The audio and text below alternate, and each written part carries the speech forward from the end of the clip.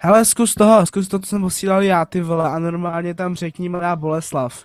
A že Filip přesně Bereš? nevíš no jasně, Filip Bareš, přesně, že nevíš jeho adresu, ale že tady máš objednanou pizzu, třeba že od jeho kamaráda nebo něco prostě, že, ale že ti Kaj neřekne volám. přesnou adresu, jaké mi máš dovíst. Mhm. Ty už to zvedne, ty Hovor vole, vás bude šulen. stát jako volání do jiné sítě podle vašeho tarifu. Jo, v pohodě.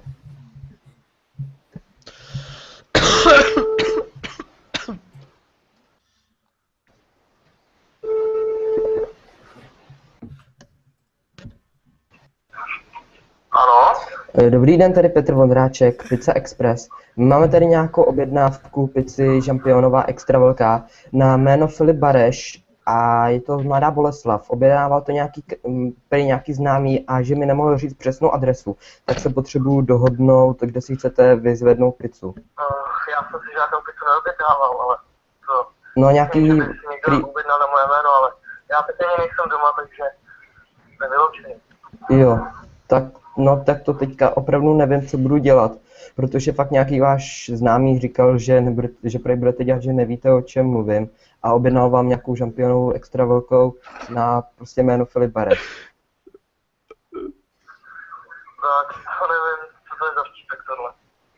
Jo, takže o tom nic nevíte teda. OK, dobře, tak já se teda omlouvám a omlouvám se, že jsem vás takhle vyručil pozdě večer, tak nashledanou. A můžeš se zeptat, v jakém jsem rádiu? No pojď, povídej, OK, mě to zajímá trošku. OK, rádi žádný.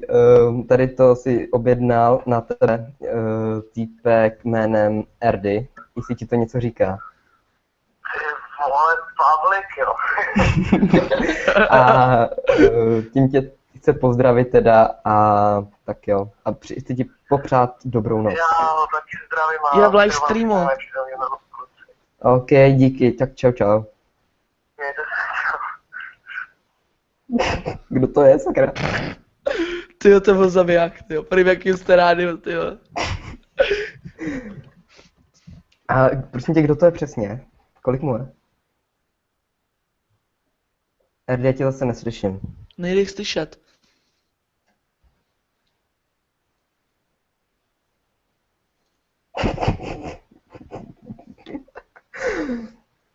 Lol, to byl dobrý týpek, tady to.